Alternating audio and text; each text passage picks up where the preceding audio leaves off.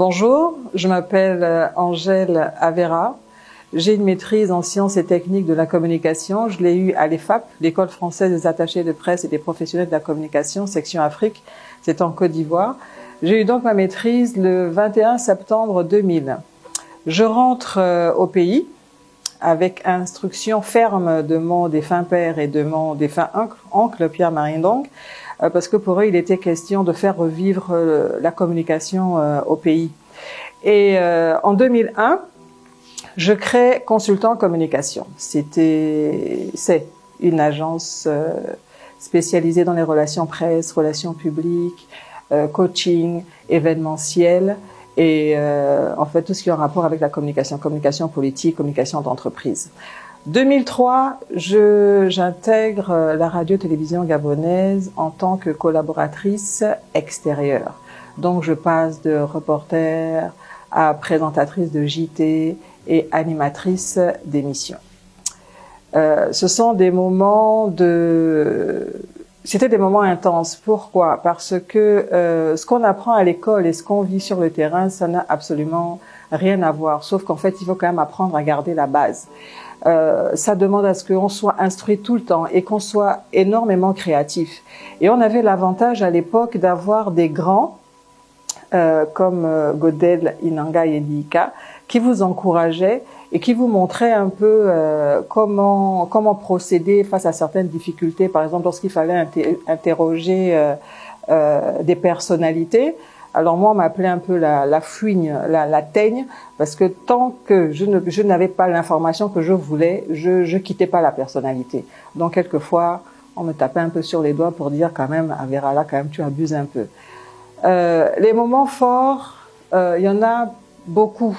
À l'époque, on n'avait pas, on va dire aujourd'hui c'est mieux, parce qu'à l'époque, on n'avait pas les moyens qu'on avait. Nous, on avait un pick-up qui roulait avec succès et fracas, et qui avait des trous sur la toiture. Donc quelquefois pour démarrer, il fallait qu'on se mette en pente et puis qu'on protège la caméra. Donc moi mon rôle c'était de protéger la caméra et de ne pas me mettre du côté de la voiture où l'eau coule. Et Félix Modibangoy qui est actuel cadreur au Sénat et Jean-Henri Nzengi Mangala qui est conseiller en communication au ministère de l'Intérieur. Donc eux ils poussaient avec moi j'étais donc dans la voiture derrière avec le chauffeur et puis bon celui qui pouvait vite monter soit il montait sur le côté ou bien il montait derrière et ça c'était vraiment de bons moments. On était très soudés, on se respectait les uns et les autres et puis on créait et on proposait. Midi Première, je veux dire, c'est l'émission créée par Godel Inanga qui a permis de faire en sorte que l'on puisse voir la télé autrement dans le pays. Il a fait en sorte que les jeunes s'impliquent mieux dans les métiers de la communication. Il a fait en sorte que l'on ne soit plus en vase close, toujours politique. C'est vrai qu'on parlait de politique, c'est vrai qu'on parlait de... Parce que la télé, c'est quoi? La télé, c'est informer, distraire, éduquer. Et cette émission a permis qu'on regroupe le tout. Donc, à travers cette émission, j'ai rencontré énormément d'artistes nationaux, internationaux. Je me suis parfait dans l'expression orale, parce que parler en public et parler à la télévision, c'est deux choses différentes, ça n'a absolument rien à voir. Et surtout, c'était le direct. Donc, la moindre erreur, on nous tapait sur les doigts. Il y avait des fous rires sur le plateau, quelquefois aussi des tensions avec Louis-Paul Folquet, un réalisateur bon, mais très nerveux, mais en tout cas, il aime ce qu'il fait. Et aussi, il y avait je raconte une histoire. Donc, Louis-Paul n'est pas content du fait que je me sois un peu déplacée ou bien que j'ai dit quelque chose. Donc, forcément, bon, on met la pub. Ouais, je suis pas d'accord, je veux pas ceci, je veux pas cela. Donc tout de suite, bon, vous, à la télé, vous voyez pas. On vous passe un clip, mais nous derrière, on s'échauffe. Et donc on se dit des mots qu'il faut pas se dire, mais en tout cas, on est tendu. Et puis, lui, quand il a fini de faire passer son information, donc oui, je suis pas d'accord avec ceci, cela, et puis si tu veux pas, et puis c'est pareil. Et puis il continue, et puis il te dit, bon, allez, plateau dans 5, 4, 3. Donc quand on arrive à 4, 3, Karl Mangumba, à l'époque mon cadreur, me voyant très tendue, pour ne pas que à la maison vous voyez que je sois tendue, qu'est-ce qu'il fait? Il pose la photo d'un singe, un chimpanzé, avec un rouge à lèvres qui me fait un sourire. Donc forcément, lorsqu'on me dit caméra, donc moi je vois le singe, j'éclate de rire. En fait, c'était pour détendre l'atmosphère. Des histoires comme ça, il y en a plein. Autre moment fort dans la communication, c'était lorsqu'on m'a désigné pour interviewer notre défunte première dame, Edith Lucie Bongo Ndimba. Alors, il y avait toute une cohorte de journalistes. Nous voilà à Port-Gentil pour la campagne de sensibilisation sur le sida. Et moi, je veux dire, je suis la nouvelle, donc je ne sais pas si c'était un baptême de feu ou un bisoutage. Mais en tout cas, tout le monde décide, non, c'est Angèle qui va interviewer la première dame. J'ai dit, mais comment ça? Moi, je suis nouvelle, moi, je peux pas interviewer la première dame. C'est vous qui savez. Ah non, non, non, non, tu vas interviewer la première dame. Bon, ben, j'y vais. Et puis je me dis, bon, là, comment je procède? Donc, bonjour, madame la première dame. Voilà, je suis Angèle. Elle me dit, vous pouvez parler plus fort, s'il vous plaît? Bonjour, madame la première dame, je m'appelle Angèle. Et j'ai été désignée pour vous poser des questions. Et puis elle dit oui, parce que j'aime bien quand vous posez des questions, vraiment vous êtes percutante. Ok. Donc première question, je parle doucement. Deuxième question, j'arrive même pas à poser la deuxième question. Elle me dit, Angèle, j'ai dit oui, madame la première dame, je suis un être humain comme toi, donc cool, va mettre un peu d'eau sur ton visage et tu reviens comme j'ai l'habitude de te voir. Donc je suis partie, soufflée.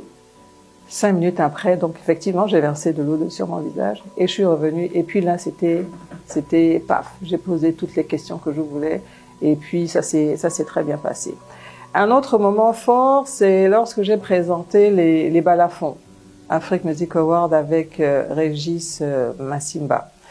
En même temps tension, mais en même temps des moments agréables parce que là vraiment on était parti dans un autre level où c'était un événement, les balafons, qui célébrait et encourageait les artistes nationaux. Et c'était vraiment un moment de symbiose, de retrouvailles et de valeur, parce que c'était pour chacun la reconnaissance, et en même temps que ce soit pour les communicateurs, les artistes, en tout cas artistes de tous bords. Dans le métier de la communication, ce que j'ai aimé aussi, c'est j'ai beaucoup travaillé avec l'IGIS, à l'époque de Monsieur Ivanga. J'ai participé au FESPACO parce qu'il avait besoin de mes services pour relations presse et relations publiques. Donc, c'était la première fois que j'avais le privilège, l'honneur de valoriser mon pays à l'extérieur, qui plus est au FESPACO. Donc, il fallait rencontrer des personnalités, il fallait faire en sorte que la commission Gabon ou la représentation Gabon soit sur dans tous les médias au Burkina. Il fallait également, dans tous les médias, dans tous les événements, participe à tous les événements. Et ça aussi, c'était un challenge réussi parce qu'à la base, j'étais partie juste pour faire relations presse. Et ensuite, je me suis retrouvée à carrément tout organiser. Je l'ai pas fait qu'au FESPACO, je l'ai fait aussi à Cannes, où aussi j'ai vendu le cinéma gabonais à l'extérieur. Et c'était vraiment, c'est d'abord un honneur, hein, c'est d'abord un honneur. Et puis le rendu, on connaît pas, au départ on connaissait pas trop. Si, peut-être Chuguja et tout le reste, mais tout ça c'était pas vendu en fait, on connaissait. Et puis même Pierre Akenenge.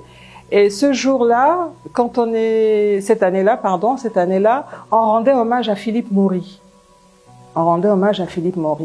Et quand il visitait les stands, mais c'était qui Philippe Maury? Donc on sortait les films, on sortait tous les films que l'IGIS à l'époque avait produits. Nous parlons des 30 ans de la liberté de la presse.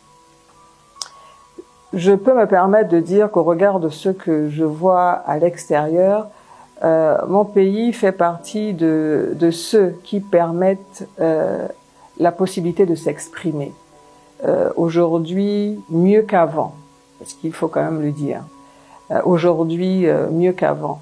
Célébrer les 30 ans comme vous le faites aujourd'hui, c'est en même temps rendre hommage aux communicateurs, à ceux qui ont fait la communication de ce pays. Et ça, c'est déjà une très bonne chose parce que je ne pense pas l'avoir déjà vu. Mais c'est également aussi faire un bilan de ce qui a marché, de ce qui n'a pas marché, et essayer de voir comment on peut faire, mais toujours en discutant dans le respect d'abord de soi et de l'autre. Et c'est ce qui nous manque.